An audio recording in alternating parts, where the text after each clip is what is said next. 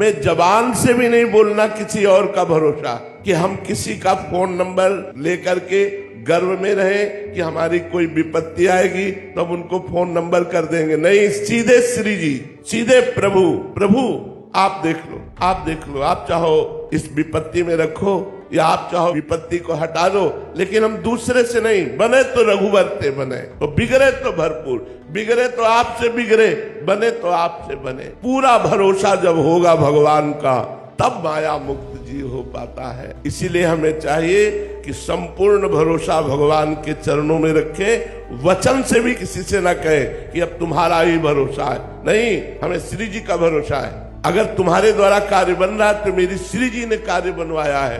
अगर हम ये मानेंगे कि तुमने कार्य किया तो हम अपने इष्ट की अनन्यता से चूक कर लेंगे, इसलिए मुझे अपने इष्ट के अनन्य रहना है।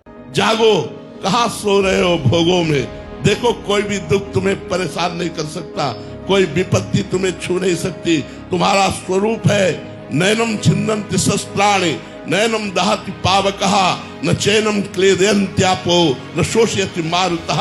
आग्नेय अस्त्र की ताकत नहीं कि हमें छेद सके, जला सके, वायु अस्त्र की ताकत नहीं कि हमें उड़ा सके, वरुणास्त्र की ताकत नहीं कि मुझे गीला कर सके, जल में डुबो सके। मैं अविनाशी हूँ, शरीर विनाशी है, ये मरेगा, मैं अमर हूँ। विचार करो, तुम अविनाशी हो करके विनाशी शरीर के थोड़े थोड़े सुखों और दुखों में भूले पड़े हो। जागो, अपने स्वरूप को जगाओ कि हमारा भी शरीर पांच भौतिक है, हम भी मनुष्य हैं, लेकिन भगवान का आश्रय लिए हैं। राधा नाम जप करते हैं तो दहाड़ते रहते हैं, कोई परेशानी नहीं, बिल्कुल कोई दुख नहीं, कोई चिंता नहीं, कोई शोक नहीं। हर समय हमारे अंदर एक नया जोश रहता है, वो जोश तुम भी भरो। अविनाशी के बच्चा हो, जरा से दुख में बिल्ल आ गए, जरा से सुख में फूल के अहंकार से युक्त हो गए। ये नहीं कि चाहे जितना सुख आवे अहंकार ना आवे, और चाहे जितना दुख आवे हम कभी शोक से उदास ना हो जाएं, हम रौंदते हुए दुख को चले, क्योंकि भगवान के बच्चा हो, अविनाशी का बच्चा हो करके इन विनाशी बातों पर रो रहे हो, छोटी छोटी बातों पर शोक कर रहे हो, निगेटिव बातें विचार करके डिप्रेशन में जा रहे हो, ये क्या है?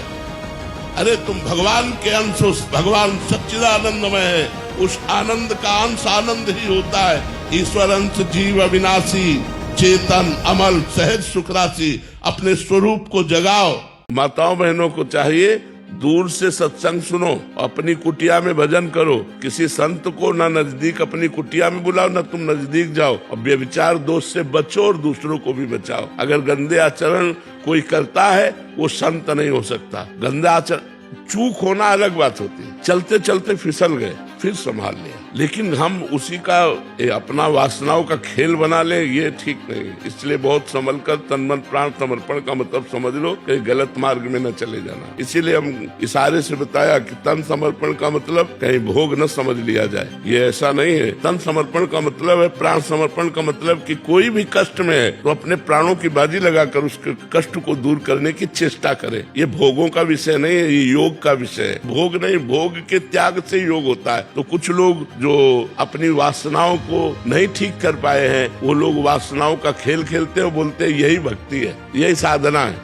बहुत से लोग होते हैं और उसको गलत ढंग से प्रयोग करते हैं और कहते हैं यही है, यही इसी से चला जाता है। तब तो गृहस्थी में सब सिद्ध हो जाने चाहिए। अगर केवल भोग ही साधना है तो गृहस्थी तो भोग भोगते सब सिद्ध है, फिर मतलब साधना का मतलब क्या रहा? तो ये बहुत सोच समझ करके, तो इसलिए साधु मार्ग, सतमार्ग, संत मार्ग बहुत सुलझा हुआ कोई संत होता है, नहीं तो बहुत गड़बड़ हो जाता है। जब हमारे पिताजी हमको घर लेने के लिए आए तो चुपचाप बैठा रहा, उनका एक खड़े हो। वो बड़े शासन युक्त थे और धर्मात्मा पुरुष थे। खड़े हो गए, रामचरितमानस सामने रखे हुए थे, हम खड़े हो गए। उनका क्या नाटक है, क्यों घर से भागा? तो उनका बड़े भैया कहते थे, चूंकि चाचा उनको बड़े भैया कहते थे तो हम सब बच्चे बड़े भैया ही कहते थे। तो उनका बड़े भैया, हम भगवान का भजन करेंगे, घर में नहीं रुकेंगे। अरे उनका चलो हो गया भजन, चलो घर में चलो, वही भजन करो, खाओ पियो। हम लोग भजन नहीं करते क्या? हम लोग भी तो करते। हम काम ऐसा भजन नहीं करेंगे, आजीवन भगवान का भजन करेंगे।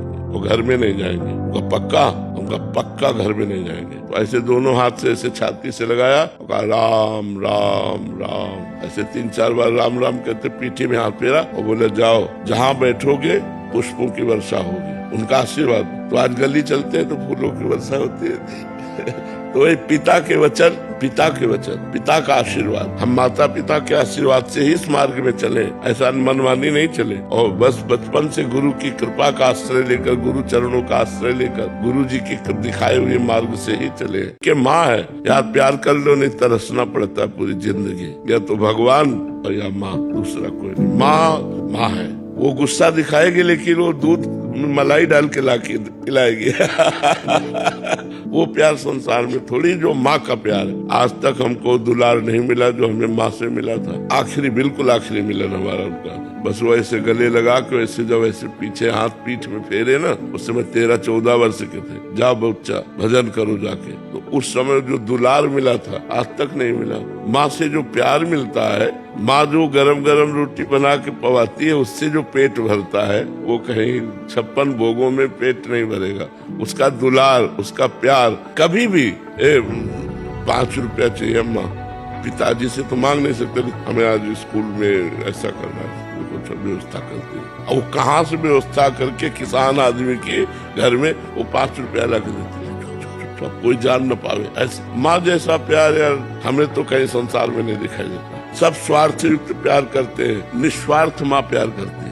मेरा बेटा सयाना हो जाए, मेरा बेटा पुष्ट हो जाए। स्वयं न खाकर अपने बच्चे को खवाने की जो आदत है वो माँ में है। अच्छे अच्छे पदार्थ बच्चे को खवा दिए, आप नमक रोटी खा के गुजारा करें। ये माँ का प्यार हमें तो लगता है कि अगर माँ हो तो हम कह रहे हैं फिर और किसी भगवान की जरूरत नहीं है। अपनी माँ की पूजा कर लो, सबकी पूजा हो गई। माँ साक्षात भगवान का स्वरूप। लोग माँ को मारते हैं, अरे धिक्कार तुम्हारे जीवन को। जिस माँ ने 9 महीने गर्भ में रखा, उस माँ का चरणामृत पी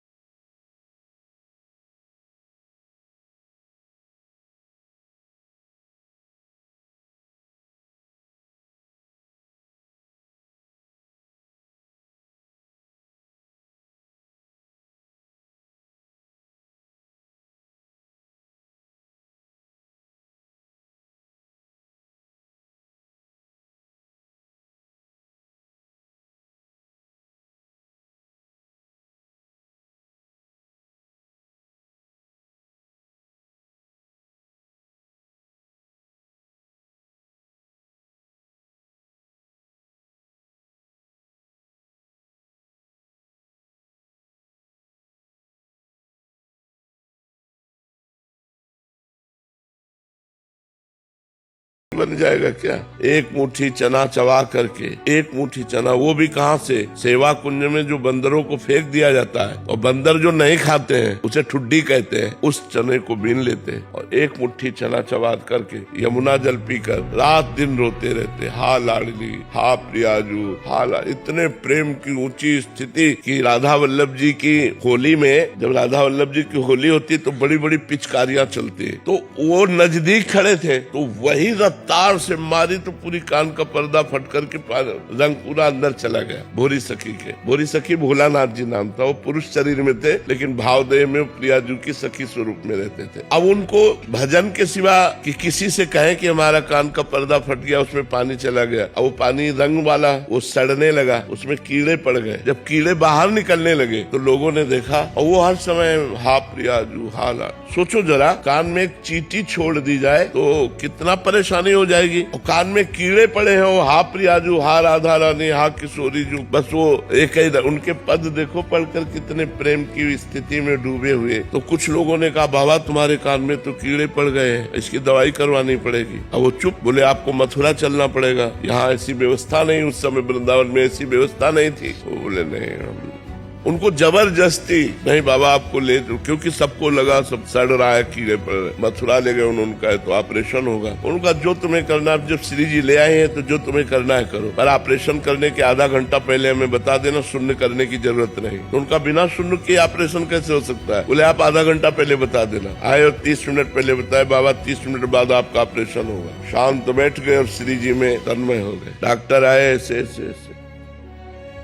वो है ही नहीं, सीधा शरीर ऐसे बैठा हो, बैठे बैठे ऑपरेशन, पूरे कान का ऑपरेशन हो गया। कहीं आ नहीं, कोई पलक नहीं खुलना, कुछ नहीं, बिल्कुल मुर्दे के तरीके एकदम। ऑपरेशन होने के आधा घंटे बाद श्री हरिवंश श्री हरिवंश श्री हरिवंश आँख खोली और का ऑपरेशन हो गया। बोले हाँ, उठे और चल दिए। पूरा अस्पताल उनके चरणों की धूल माथे पे कि ऐसा महापुरुष कि एक बेटा और बहू अपने माता पिता की पूरे प्रयत्न से सेवा करते हैं, और जब उनके पास कोई रिश्तेदार आता है ना और वो निंदा करते हैं अपने बेटा बहू की, और वो रिश्तेदार जब बेटा बहू से कहता है तो बहुत दुखी हो जाते हैं। देखो यही तुम्हारी सेवा का फल है कि वो तुम्हारी निंदा करे, तुम सेवा मत छोड़ देना। तो ये हो सकता है क्योंकि वृद्धावस्था में बुद्धि खराब हो जाती है, चाहे जितनी सेवा करो तुम्हें गाली ही देंगे। तब फिर हम सेवा करते हैं, हमें गाली देते हैं, हमारी निंदा करती, उसी गुस्सा को सह जाओ और सेवा कर लो तो भगवान तुम पर प्रसन्न हो जाएंगे। ये तुम्हारी परीक्षा है सेवा करने वालों की कि हम सेवा करें और उसी विषय में हमारी निंदा हो और हम उसे सह जाएं और फिर सेवा करें, तो यही हमारी सबसे बड़ी सेवा होगी। रिश्तों में होता है महाराज जी कि सास की सेवा कर रही थी फिर भी गाली पड़ रही है। हाँ, तभी तो फिर गाली पड़े फिर भी सास की सेवा करो, तब आप सेवक हो। कह रहे सेवा करती हूँ बट फिर भी उनको अच्छा नहीं लगता, तो फिर मेरे को लगता है सेवा ही छोड़ दूं। नहीं, अपने कर्तव्य का पालन करना चाहिए। अगर पति व्यभिचारी है पर स्त्रियों से व्यभिचार करता है, अगर पत्नी व्यभिचारी है फिर त्याग देना चाहिए, फिर संबंध विच्छेद कर देना चाहिए। अगर पत्नी अपने अधीन है तो चाहे रोज गाली दे, कभी उसको त्यागने का शब्द नहीं है। एक दोष पर त्यागा जा सकता है और कमियों पे नहीं, लेकिन यदि वो व्यभिचारी है तो कितना भी सुंदर और धनी हो उसका त्याग कर देना चाहिए। अगर वो व्यभिचारिणी है तो कितनी भी सुंदर और कितना व्यवहार अच्छा दिखाने वाली हो उसका त्याग कर देना चाहिए, नहीं तो जीवन संकट में पड़ जाएगा, धर्म संकट में पड़ जाएगा, ऐसा शास्त्र आ गया है। हमारी दंपतियों से प्रार्थना है कि आप अपनी भक्ति को ऐसा गुप्त रखें जिससे एक दूसरे को चिढ़ न पैदा हो, एक दूसरे का संबंध विच्छेद न हो और आपका जीवन आनंदमय गृहस्थी से चले। भक्ति आनंदमय है, भक्ति सबको जोड़ती है, भक्ति सबको सुख प्रदान करती है, ना कि भक्ति वैर विग्रह या संबंध विच्छेद डिवोर्स आदि करवाती है। ये नहीं, डिवोर्स होने से भक्ति में कलंक लग जाएगा। भक्ति तो डिवोर्स होने से बचाती है।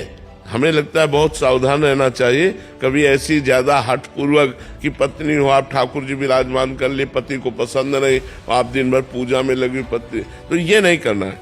हम अंदर से राधा राधा जपेंगे, ऐसे पति को भी करना चाहिए, संबंध विच्छेद नहीं करना चाहिए। एक ज्योतिषाचार्य जी वृंदावन अपने मित्र के साथ आए, बड़े ज्योतिषाचार्य थे, सच्चे ज्योतिषाचार्य थे। तो उनके मित्र ने कहा कोई चमत्कार दिखाओ। बगल में एक आदमी चल रहा था, उन्होंने उसकी भाग्य रेखा पढ़ी, कल इसे 12 बजे वृंदावन में सांड मारेगा और मर जाएगा। ज्योतिष से तुरंत विचार किया, तो बोले अब यार हम 12 बजे तक इसका पीछा करेंगे कल तक। और 12 बजे, ठीक 12 बजे वृंदावन का सांड आया और पेट में सिंह घुसेड़ दिया, वो मर गया। उनको अनुभव हुआ कि इसको भगवत प्राप्ति हो गई। उनका ऐसा कैसे हो गया, इसकी तो दुर्गति होनी थी, तो पापी आदमी था, ये भगवत प्राप्त कैसे हो गया सांड मारने से। तो वृंदावन के रसिकों से मिले, उनका हमने उसके आचरण और उसकी गणित से देखा इसकी दुर्गति होनी थी, और भगवत प्राप्त कैसे हो गया। तो उनका वृंदावन के सांड सिंह जो है वो रज में ऐसे ऐसे करते है ना, उसमें रज लगी थी, तो जब मारा तो उसके पेट में रज चली गई, तो उसका कल्याण हो गया। एक बार झाड़ू मंडल है अपने रास मंडल के पास, झाड़ू मंडल स्थान है, तो सिद्ध बलराम दास बाबा जी थे, तो यमुना किनारे ही है,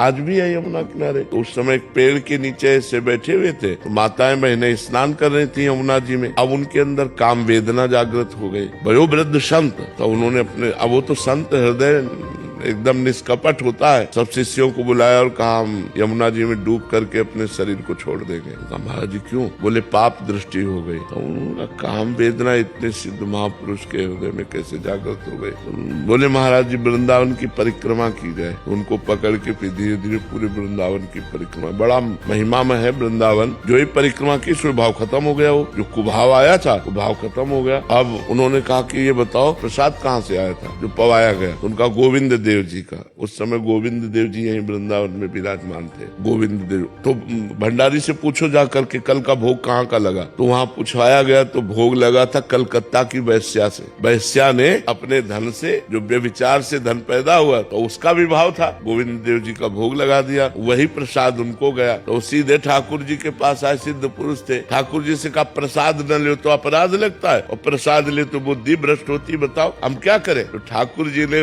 उनसे स्पष्ट वार्ता हुई। ठाकुर जी ने कहा कि हमारा पूरा विश्व ब्रह्मांड है, जो भी भोग लगाएगा हम पाएंगे, लेकिन तुम हमारे प्रसाद का किनका ले लो। कौन कहता है भरपेट पाओ प्रसाद, मधुकरी मांग के पाओ, हमारे प्रसाद का किनका ले लो। तो ठाकुर जी के प्रसाद का ऐसे किनका ले ले और अपना रोटी दाल का जो भोग लगावे वो पा ले। जन्म होने के समय जब हमारा जन्म हुआ तो नैमिषारण्य के एक संत आए, हमारे पिताजी से पूछा चिलवा आया है क्या। तो उनका महाराज कोई संत तो आए नहीं। बोले तुम्हारे घर में कुछ हुआ है क्या। बोले हाँ लड़का हुआ है। बोले हाँ चिलवा आया, हम समय आएगा तब निकाल देंगे। तो पूर्व जन्म का हमारा जो भजन बचा है हम उसे नहीं पूरा कर पाए तो गुरु आके खोज लेता है और वो वहाँ से निकाल देता है। नहीं तो प्रायः शिष्य को ही गुरु की खोज करनी पड़ती है। गुरु आप्त काम होते हैं, उनको किसी की जरूरत होती नहीं है। वो पूर्ण काम होते हैं, उनको शिष्य की क्या जरूरत होती है। वो तो भगवत प्रेरित होकर के पूर्व साधना जिसकी भ्रष्ट हो गई है और वो जन्मा है तो वो जाकर के उसको उठ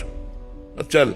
एक राजा का एक सरोवर था जिसमें मछलियां पाली गई थी और वो मछलियों की सेवा करने आता था और उसने मछलियों की रक्षा के लिए एक नियम लगा रखा था, अगर कोई मछली को मारेगा तो उसे प्राण दंड दिया जाएगा। राजा आज्ञा। एक दिन एक गरीब मछुआरे ने देखा कि बहुत सी मछलियां हैं पर उसने सुन रखा था प्राण दंड मिलेगा। तो 2 मिनट में सैकड़ों मछली मार लेते, कौन देखता है। और वो तालाब में जाल फेंक करके मछलियों को समेट ही रहा था कि घोड़ों की टाप की आवाज सुनाई दी। धूल देखी तो लगा कि राजा की सवारी आई। उसने कहा अब तो पक्का मारे गए। तो जाल को मिट्टी में दबा दिया, कपड़े उतार दिए और मिट्टी से ऐसे संत वेश बना लिया। संत वेश बनाकर आंख मूंद कर बैठ गया। उसने सोचा प्राण बचाने का एक उपाय यही। राजा वहां से निकले, देखा कि सरोवर के किनारे कोई संत, और बहुत बड़ा संत, शरीर में कोई कपड़ा ले, असरफियां ली, चुपचाप चरणों में जाके चढ़ाई, साष्टांग दंडवत हुए, धीरे से चले गए कि महाराज के ध्यान में विघ्न न पड़े। जब वो चले गए उसने आंख खोला, देखा असरफियां, जहाँ मुझे प्राण दंड देना चाहिए वहाँ मुझे नमस्कार करके चला गया। जब मैंने नकली वेश धारण किया तो एक राजा प्रणाम करके चला गया। यदि मैं असली में भगवान का बन जाऊं तो क्या होगा। आज से मैं सब कुछ छोड़ता हूँ और भगवान का भजन करता हूँ।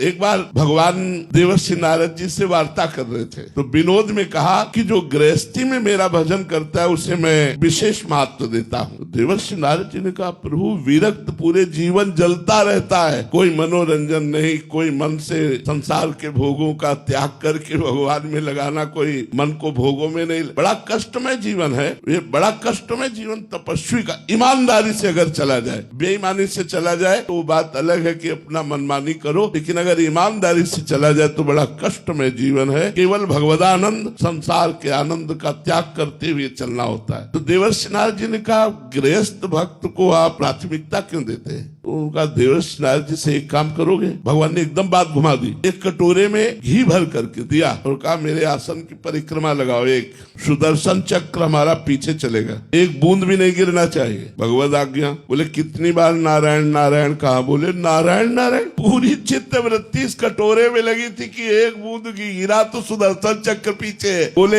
एक कटोरे के घी ने तुम्हारी भगवद स्मृति अपहरण कर ली और उनके लड़का बच्चा रिश्तेदार नातेदार न जाने कितने कार्य, और वो सब कार्य करते हुए यदि मेरा भजन करता है तो वो मेरा सर्वश्रेष्ठ भक्त है। आप हमें बताओ क्या रुपए में सुख है। एक कमरे में आपको बंद कर दिया जाए, चारों तरफ से रुपया भर दिया जाए तो 2 दिन में आप चिल्लाने लगोगे कि हमें बाहर निकालो, मुझे खुला वायु चाहिए। नहीं, रुपए में सुख है, आप रुपए में आनंद लीजिए ना। चारों तरफ से रुपया भर दिया जाए तो आप कहोगे नहीं मुझे प्यास लगी है, पानी चाहिए। तो सोना चांदी उससे आपको ढक दिया जाए तो, अरे भाई ये इसलिए प्रिय है रुपया कि उससे भोग मिलते हैं। भोग इसलिए प्रिय है कि वो हमारे शरीर को अच्छा लगता है, इंद्रियों को अच्छा लगता है। और जब शरीर ही तेरा छूट जाएगा, शरीर ही नष्ट हो जाएगा तो ये भोग और ईश्वर तेरे किस काम में आएंगे।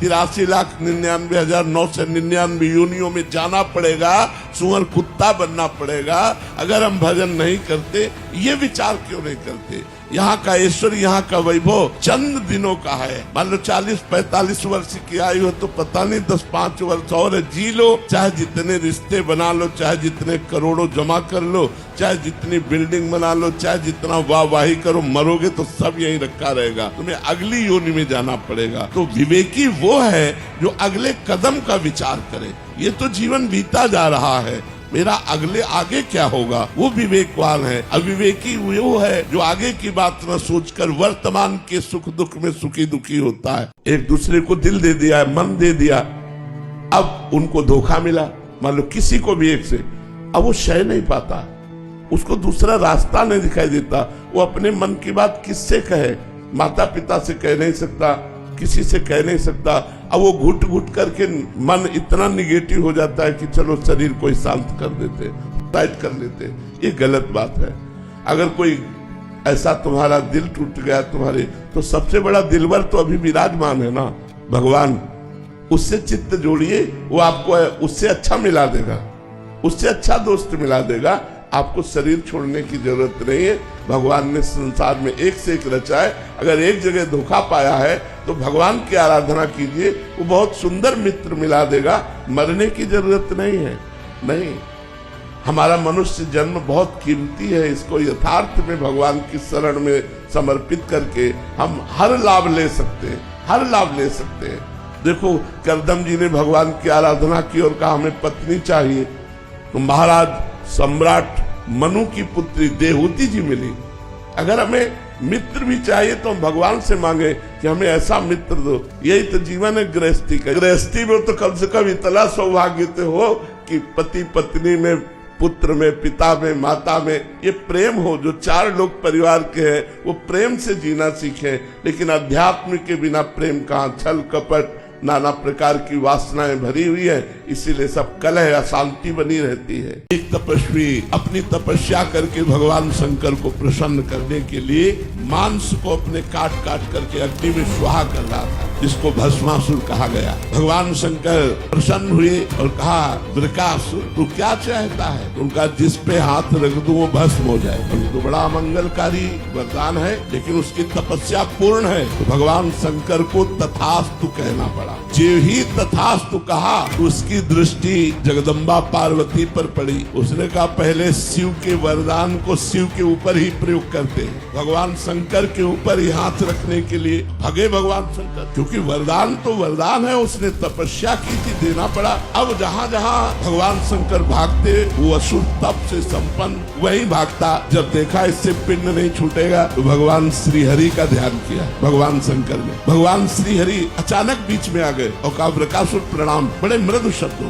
वो हाँफते हुए प्रणाम। बोले कहाँ भाग रहे हो? बोले वो के ऊपर हाथ रखने। तुम्हारे हाथ में क्या है? बोले वरदान दिया है कि जिस पर हाथ रख दोगे वो भस्म हो जाएगा। बहुत जोर से हंसे। बोले अब भी तुम मानते हो? दक्ष ने इनको साफ दे रखा है, इनकी बात हमारी बात मानो, हाथ रख के अपने ऊपर देखो, और यदि झूठा निकले ना तो हम और तुम दोनों मिलकर विरोध करते हैं। वो समझ ही नहीं पाया, बड़ी चतुराई से भगवान ने उसी का हाथ उसी के ऊपर तत्काल भस्म हो गया। अरब खरबपति है, लेकिन संतोष है तो दरिद्र है। वो नमक रोटी खाते हो और संतोष है तो सबसे बड़े धनी हो तुम।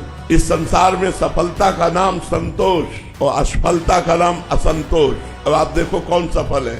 चाह मिटी चिंता मिटी मनुआ बेपरवाह, और जिनको कछु न चाहिए वो साहन के साह। वही शहंशाह है, वही सबसे बड़ा धनी है जिसकी चाह मिट गई। संतोष, जो असंतोषी है वही दरिद्र है, उसकी बड़ी मांग है।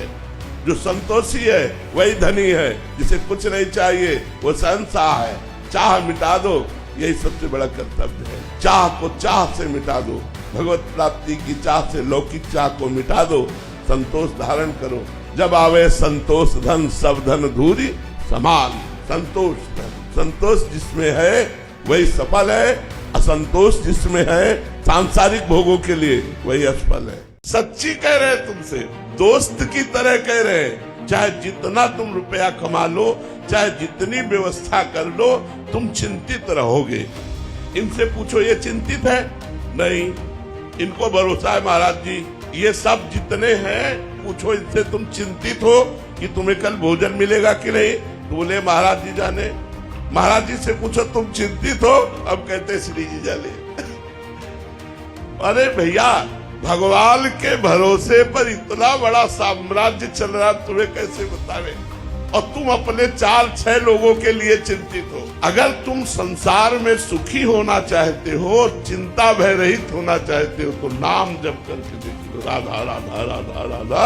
अगर तुम सुखी ना हो जाओ तो कहना हाँ, इंतजार करना पड़ेगा। ऐसा नहीं कि आज तुम देख रहे हो वो जीवन भर रहा है, ऐसा नहीं रहा। कई कई दिन भोजन नहीं मिला, सर्दी गर्मी बरसात गाली गलौज सब सहते हुए जब नाम जप किया तो उस नाम का प्रकाश आज ऐसा है कि आप देख ही रहे हो, खुद देख रहे हो, और उस नाम से सबको लाभ मिल रहा है। आप तब उसी नाम से तो लाभ लेने आए हैं, तो आप भी नाम जप कीजिए। चिंता शोक भय अगर जड़ से न खत्म हो जाए तो हमें कहना, ये अब राधा नाम के बल से कहते, मरे हुए शरीर में भी जो चेतना डाले वो राधा नाम। तो भगवान के नाम के बल में अपार सामर्थ्य।